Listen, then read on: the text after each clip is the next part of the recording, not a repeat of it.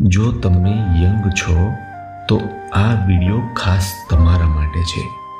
તે તમને તણાવથી જરૂર બચાવશે. ફર્સ્ટ, બધા તમારા જેટલા જ કન્ફ્યુઝડ છે.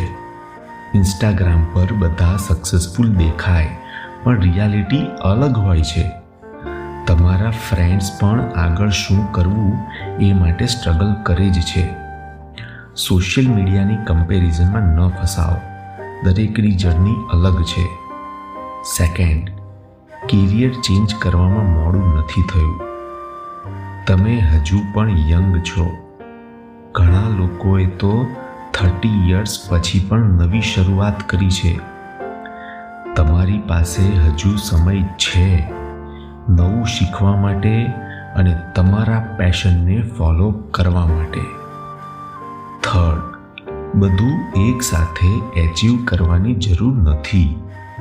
કેરિયર, મેરેજ, ઘર, કાર બધું એક સાથે થવું જરૂરી નથી.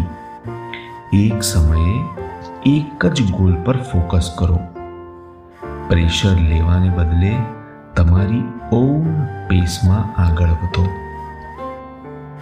ફોર્થ, નાણાકીય સ્થિરતા આવવામાં સમય લાગે છે.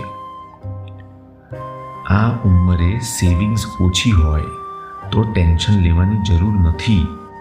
હવેથી શરૂઆત કરો. નાની નાની સેવિંગ્સ કરો અને ઇન્વેસ્ટ કરવાનું શીખો. કમ્પાઉન્ડ ઇન્ટરેસ્ટ આગળ જતાં તમને મદદ કરશે.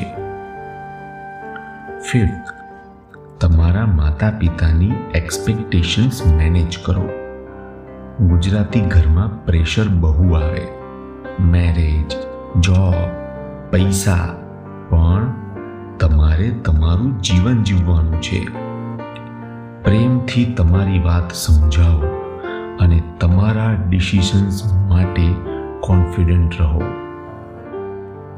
સિક્સ્થ, હેલ્થને પ્રાયોરિટી બનાવો.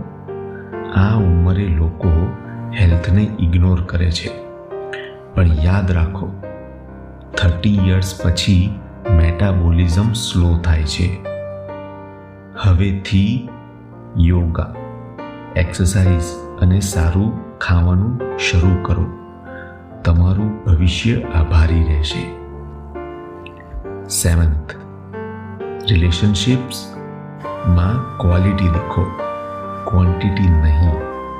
આ ઉંમરે ફ્રેન્ડ્સ ઓછા થાય પણ સાચા ફ્રેન્ડ્સ મળે. 100 કનેક્શન્સને બદલે 5 જેન્યુઅન લોકો સાથે સમય ગાળો.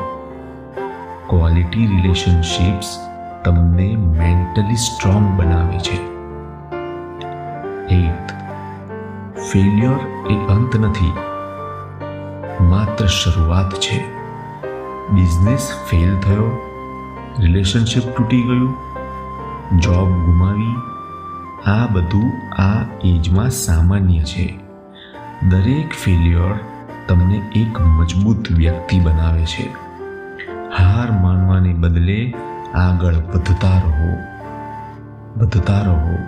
એક દિવસ તમે જરૂર સફળ થશો.